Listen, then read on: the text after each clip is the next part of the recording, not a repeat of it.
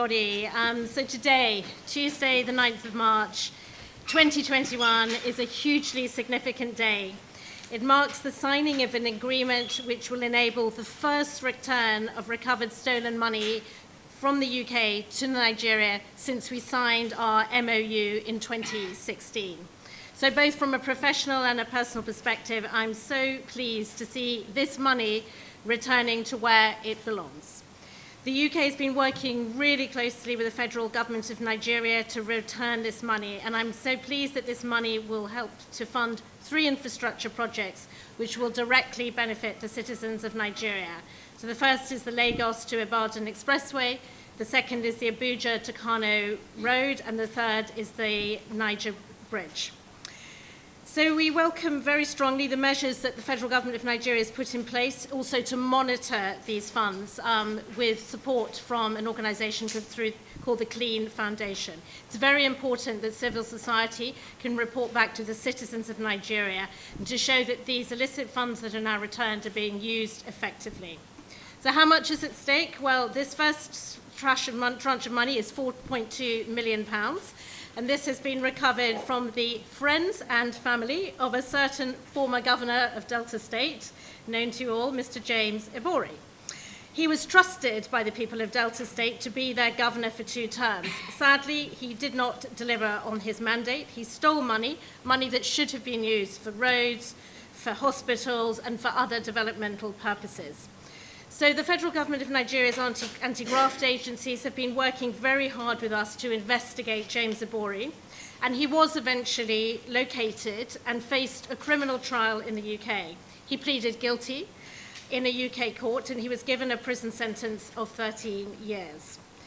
So these funds that we have secured the return of so far are from the friends and family of James Ibori. The case against James Ibori in terms of the amount to be returned directly from him is still ongoing.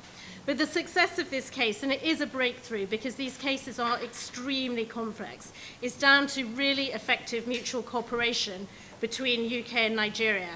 If we hadn't been able to work with partners, we would not be in this position today. So I'm very proud of this case, and this is the small sort of scratching of the surface because, of course, corruption and illicit finance is not just a problem in Nigeria, it's a problem globally. So let me just say a word to put this into the global context. Illicit finance and corruption impacts on delivery of the Sustainable Development Goals. It undermines rule of law, it hinders good governance, and can often have enormous environmental disbenefits. It's, of course, central to organised crime. It's fundamental to keeping people in power who should not be in power, people who are not acting in the interests of the people, and it tilts countries into conflict and instability. And indeed, it puts at risk the whole stability of the international rules-based system. And in a global economy like the one we live in now, money flows very easily across borders. And the only way we can tackle these problems of illicit finance is if we work together based on the good practice that we've established here in Nigeria.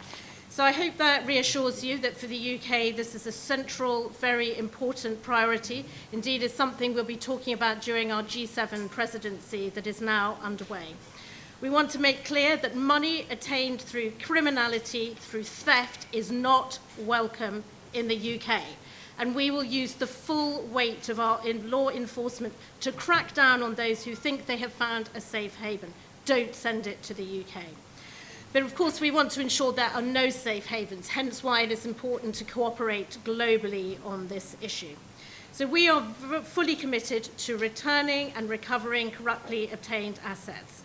But this must be done with due legal process, and I know it's frustrating, I'm frustrated, the time it takes, but it's important that we follow the due process and the law so that the funds can actually be brought back and legally returned to the benefit of the people of Nigeria.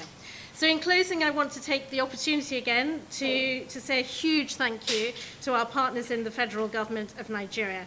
And as High Commissioner for my remaining 2 years in post, I will continue to make this a huge priority for me. Thank you very much for listening this morning.